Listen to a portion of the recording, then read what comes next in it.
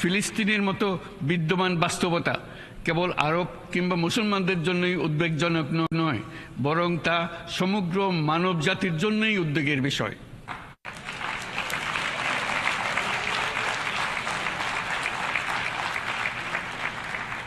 একজন মানুষ হিসেবে প্রত্যেক ফিলিস্তিনির জীবন অমূল্য।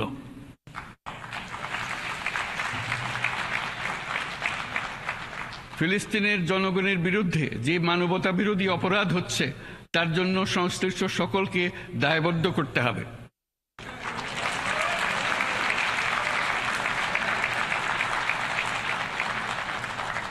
ফিলিস্তিনের জনগণের উপর চলমান নৃশংসতা, বিশেষত নারী এবং শিশুদের সাথে প্রতিনিয়ত যে নিষ্ঠুরতা বিশ্ব দেখাচ্ছে, তা থেকে নিস্তারের জন্য বাংলাদেশ অনতিবিলম্বে সম্পূর্ণ যুদ্ধবিরতির আহ্বান জানাচ্ছে।